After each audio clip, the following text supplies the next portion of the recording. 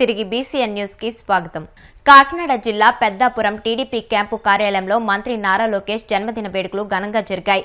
Peddapuram MLA Nimmakayala Chinarajappa, MLA తనయుడు నిమ్మకాయల రంగనాథ్, కూటమి నాయకులు కార్యకర్తలతో కలిసి బర్త్డే కేక్ కట్ చేశారు. అనంతరం ప్రభుత్వ ఆసుపత్రిలోని రోగులకు పండ్లు రొట్టెలు పంచిపెట్టారు.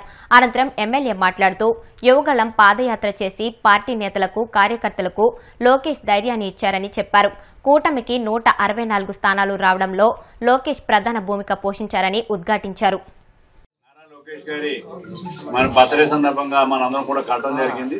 దానికి ఇలా పెద్ద ఎత్తున కార్యక్రమం కూడా మరి ఇక్కడ కేక్ కటింగ్ కానీ అక్కడ హాస్పిటల్లో పళ్ళు అన్ని పంచిపెట్టడం కానీ అన్ని కార్యక్రమం మనం చేస్తున్నాం. మనం ఏదో మన అందరూ కూడా ఈ కార్యక్రమం అయ్యేదాకా అందరూ ఉండాలని చెప్పి కోరుతూ ముఖ్యంగా తెలుగుదేశం పార్టీ ఆవిర్భావం తీసుకుంటే మన ఎన్టీ రామారావు గారు 82లో పార్టీ పెట్టడం జరిగింది.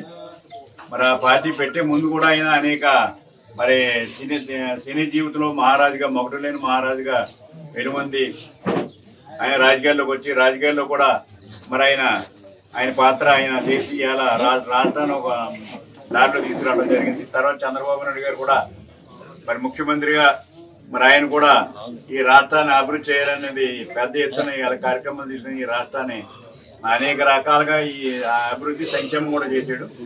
మరి అదే పాటలో లోకేష్ గారు కూడా మరి ఇలా పార్టీకి పనిచేస్తూ ఇలా మంత్రిగా మరి ఐటీ మంత్రిగా ఆ రోజు పనిచేస్తే ఈ రోజు ఎడ్యుకేషన్ మంత్రిగా అనేక మార్పులు తీసుకొచ్చి ఎడ్యుకేషన్ ని ప్రాధాన్యత ఇచ్చి ఇలా ఎడ్యుకేషన్ ని పూర్తిగా మార్చాలని ఆలోచనతో ఆయన ఉన్నాడు కనుక మనందరం కూడా ఆయన్ని అభినందించవలసిన అవసరం ఉంది. అందుచేత ఇలా పుట్టినరోజు సందర్భంగా మనందరం కూడా ఈరోజు అభినందించు మరి ఆయన ఇంకా మరి ఇలా అనేక శాఖలు చేసి మరి ఇంకా అనేక అభివృద్ధి కానీ రాష్ట్రానికి మనకు ఉపయోగపడే విధంగా చేయాలని చెప్పుకోవడం. అలాగే పార్టీ పరంగా తీసుకుంటే మీ అందరం కూడా జిల్లా ప్రెసిడెంట్ గా పనిచేసాం. చంద్రబాబు నాయుడు దగ్గర పనిచేసాను, ఎన్టీ రామారావు గారి దగ్గర పనిచేసినప్పుడు సభ్యత్వం చేయాలని చాలా ఇబ్బంది పడేది.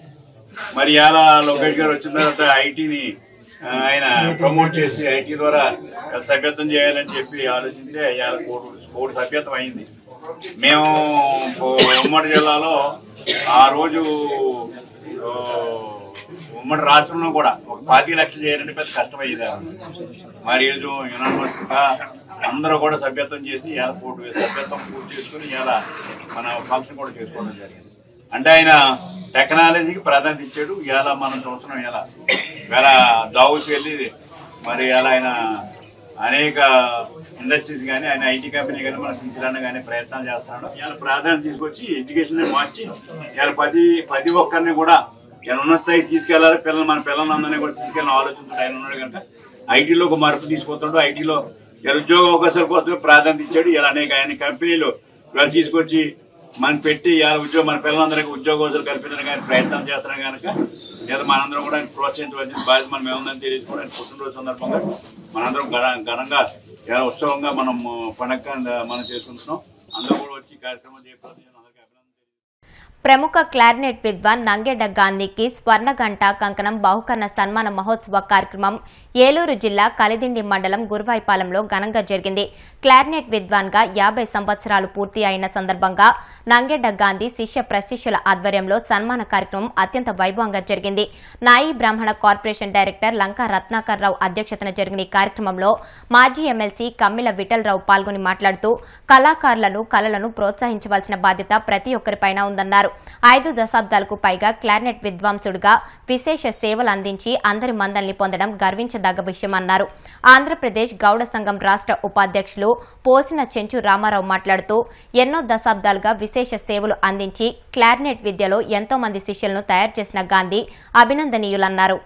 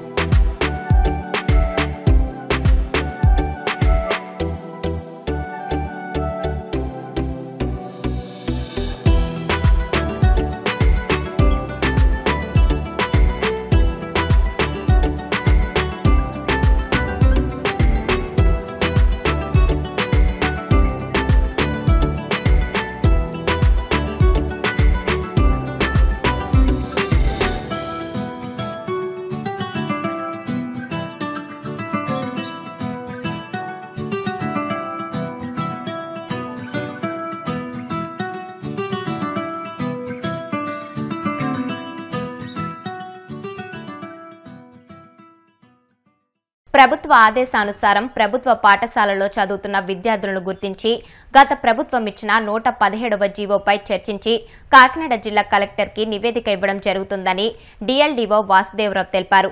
కాకినాడ రూరల్ నియోజకవర్గం కరప వాకాడ గ్రామాల్లో పర్యటించి ప్రభుత్వ పాఠశాలను తనిఖీ చేసి విద్యార్థుల హాజరు శాతాన్ని పరిశీలించారు.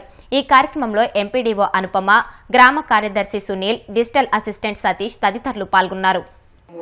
117ని మళ్ళీ రీఆర్గనైజేషన్ చేసి స్కూల్స్ అన్ని స్ట్రెంగ్త్ ని కౌంట్ చేయమని ఎంపీడీఓస్ కి తెలియజేయడం జరిగింది. మున్సిపల్ కమిషన్ తెలియజేయడం జరిగింది. ఎంపీడీఓస్ మన సచివాలయం సిబ్బంది, పంచాయత్ సెక్రటరీస్ వాళ్ళ ద్వారా స్కూల్స్కి వెళ్ళి స్కూల్ సిబ్బంది యొక్క సహకారంతో ఉన్న కౌంట్ చేసి కలెక్టర్ గారికి సాయంత్రం కల్లా ఇస్తారండి. దీన్ని బట్టి ఏ క్లాసులు ఎంతమంది ఉన్నారు, ఆ తర్వాత ఈ క్లాసులు క్లబ్ చేస్తే ఆ ఊర్లో ఆ స్కూల్లో ఎంతమంది స్ట్రెంగ్త్ అవుతారో, ఇక్కడ స్కూల్ నడపడానికి వైబుల్ ఉందా లేదా, లేకపోతే అప్గ్రేడ్ చేయాలా అనే విషయం గవర్నమెంట్కి తెలుస్తుంది. దీనికోసము ఈరోజు మొత్తం డ్రైవ్ పెట్టి మొత్తం జిల్లా అంతా కూడా తిరుగుతాం. వార్తలు ముగించే ముందు ముఖ్యాంశాలు మరొకసారి.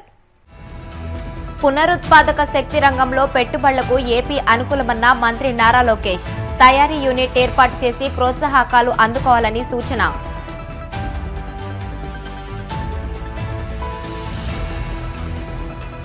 రహదారి భద్రతా నియమాలను పాటించడం మనందరి బాధ్యత.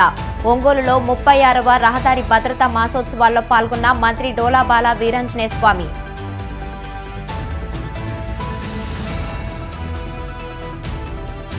నెల్లూరు రూరల్ నియోజకవర్గంలో సమస్యలు, అభివృద్ధి పనులపై ఎమ్మెల్యే కోటంరెడ్డి శ్రీధర్ రెడ్డి సమీక్ష. రూరల్లో అభివృద్ధి పనుల జాతర జరుగుతుందని వెల్లడి.